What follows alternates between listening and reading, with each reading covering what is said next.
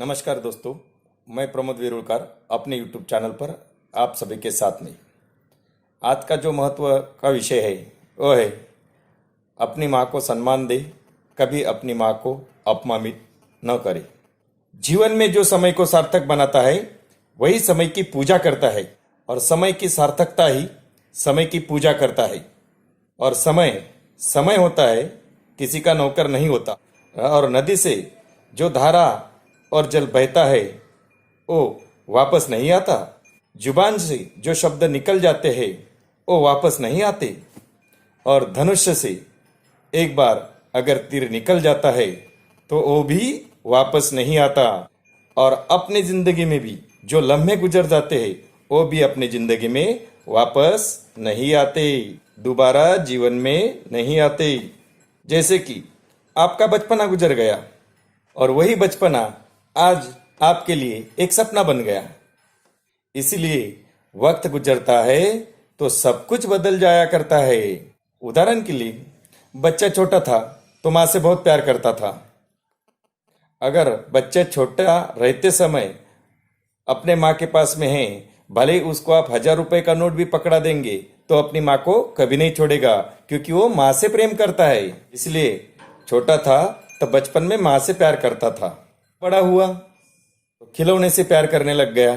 माँ चिल्लाती है, बेटा खिलौने छोड़ आ जा, लेकिन फिर भी बेटा नहीं आता, क्योंकि उसको खिलौने से प्यार हुआ रहता है। उसी प्रकार बच्चा और थोड़ा बड़ा हो जाता है तो अपने दोस्तों से प्रेम प्यार करता है। फिर उसका मन दोस्तों में, क्योंकि उसको दोस्तों से प्रेम होता है, इसलिए उसका मन दोस्तों में चला जाता है। तो फिर दोस्तों में जाने के बाद में खिलौने का कोई महत्व नहीं और उन खिलौने को देखने वाला भी कोई नहीं होता। माँ इसे उठा के किधर घर में रख देती है। फिर अपने दोस्तों में से उसका मन पढ़ाई में लग जाता है। आगे पढ़ाई करते करते कॉलेज के दोस्तों में मन लग जाता है, धीरे धीरे अपने करियर में मन लग जाता है और फिर पढ़ाई के बाद कोई नौकरी मिल जाती है तो नौकरी में मन लग जाता है और नौकरी करते करते किसी छोकरी में। इसी प्रकार आदमी का प्रेम ये बदलते रहता है। और जब छोकरी से प्रेम हो जाता है, क्योंकि प्रेम हमेशा बदलते रहता है, प्रेम हमेशा बदलते रहता है, प्रेम कभी स्थायी टिक नहीं सकता। अपने मन एक जगह टिकता नहीं तो प्रेम कहाँ से टिकेगा। उसी प्रकार फिर नौकरी करते करते कोई छोकरी से प्रेम हो जाता है, फिर छोकरी से माँ बाप के साथ में रिश्तेदारी की बात की जाती है और शादी ब्याह उसके साथ हो जाता है। और आदमी उस पत्नी में इतना प्रेम करता है, इतना प्रेम करता है कि पत्नी के पक्ष में आके अपने माँ बाप को भी वो अपमानित करता है। जब माँ बाप को अपमानित करता है तो उसके जीवन का सारा सुख क्षीण हो जाता है, यानी कि जीवन का सारा सुख खत्म हो जाता है। मतलब जीवन का जो पुण्य है वो पूरी तरह से माँ बाप को अपमानित करने से खत्म हो जाता है। और ये प्रेम ऐसा होता है कि ये कहीं से चलता है और कहीं पे निकलता है और कहीं से कहीं ये प्रेम पहुंच जाता है। उसी प्रकार आदमी का मन है जो पल पल में बदलता है, क्षण क्षण में भी बदलता है। इसलिए अगर कोई शुभ काम करने का आपका मन हो तो जल्दी कर लेना, भजन करने का मन हो तो कर लेना चाहिए, कोई सेवा करने का मन हो तो तुरंत कर लेना चाहिए, कोई परमार्थ करने का मन हो तो कर लेना ही चाहिए, क्योंकि ऐसा शुभ विचार हमारे मन में हमेशा या बार बार नहीं आता। ये विचार अपने मन में कभी कभी आता है, इसलिए तुरंत करना चाहिए। और जो विचार एक बार आया वो दोबारा आएगा, इसकी कोई गारंटी नहीं है। और दोबारा आए ये जरूरी भी तो नहीं है। जीवन में जो सुख मिलता है या जो समृद्धि मिलती है वो हमेशा के लिए नहीं मिलती, क्योंकि सुख के साथ साथ दुख भी आता है और सुख के साथ साथ दुख आएगा ही। भगवान श्री कृष्ण का जन्म हुआ जेल में तो कोई हंसने वाला भी नहीं था, कोई साथ देने वाला भी नहीं था, ना कोई रोने वाला भी नहीं था। अगर भगवान श्री कृष्ण जैसे महापुरुष के जीवन में संकट आ सकता है तो हमारे जीवन में क्यों नहीं? क्या प्रभु रामचंद्र जी के जीवन में कम संकट आए थे? अगर इन महापुरुषों के जीवन में दुख है तो हमारे जीवन में सुख के साथ दुख भी आएगा। मेरे जीवन में भी दुख आया था, इसलिए आप अपने मन से हमेशा तैयार रहे। एक हिसाब से हम सब इतने बेईमान हो गए हैं, सुख आ जाता है तो भूल जाते हैं कि सुख के बाद दुख भी आएगा।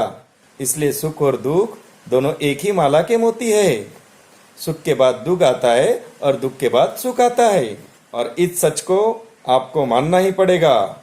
इसलिए अपने जीवन को आवश्यकता से देखना ही पड़ेगा। जैसे कि सुख का अपने जीवन में महत्व है, वैसे दुख का भी अपने जीवन में महत्व है। जीवन में परिवर्तन के लिए, जीवन की समृद्धि के लिए, जीवन के कल्याण के लिए और जीवन का हर सुख पाने के सुख के बाद दुख का आना भी एक महत्व है। जैसे धूप के साथ छांव का होना भी एक महत्व है। दिन निकलने के बाद रात होने का भी एक महत्व है। और जो पाप अपने से होता है तो पाप के साथ पुण्य का भी एक अपना महत्व है। इसलिए जीवन में आदमी ने अगर अपनी आंख सुधर ली तो पूरी जिंदगी सुधर जाती है। इसलिए अपनी आंख सुधर जाए तो मन सुधर जाए, क्योंकि आंख के माध्यम से ही मन प्रवेश करता है। इसलिए आंख बिगड़ती है तो मन बिगड़ता है, और आंखों से देखने के बाद वो चीज के प्रति मोह हो जाता है या पाने की लालसा हो जाती है, तो फिर मन बिगड़ गया। मन अगर बिगड़ा तो आपका विचार बिगड़ गया। अगर विचार बिगड़ा तो आपका व्यवहार बिगड़ गया। अगर व्यवहार बिगड़ा तो अपना नाम बिगड़ गया। रावण का भी यही हर्ष हुआ था। रावण की भी सबसे पहले आग बिगड़ी थी। सीता को देखकर पहला रावण की आग बिगड़ी, फिर रावण का मन बिगड़ा, फिर रावण का विचार बिगड़ा, और रावण का विचार बिगड़ा तो वह रावण का व्यवहार भी बिगड़ा, और व्यवहार बिगड़ गया तो रावण का नाम बिगड़ गया। इसलिए इस संसार में कोई भी बाप अपने बेटे का नाम रावण नहीं रखता। ना रावण के जो वंशज है, रावण का जो खानदान है, खानदान के व्यक्तियों का भी नाम नहीं रखता, क्योंकि नाम बिगड़ जाएगा तो खानदान बिगड़ जाएगा। इसलिए कहता हूँ, आँख को सुधार लो तो मन सुधर जाएगा, और अपनी जीभा को सुधार लो तो आपका जीवन संभल जाएगा, और अपना जीवन खुद ही खुद सुधर जाएगा। इसलिए अपनी माँ बाप को अपमानित ना करे, ताकि जीवन सुधरना ही है। इसलिए अपने माँ बाप को अपमानित ना करे, ये बात ध्यान में रखे दोस्तों। अगर आपको ये वीडियो पसंद आ गया तो लाइक कीजिए, सब्सक्राइब कीजिए, अपने दोस्तों में शेयर कीजिए और कमेंट करना न भूले। तो आज तक के लिए इतना ही। माँ बाप को अपमानित ना करें। नमस्कार।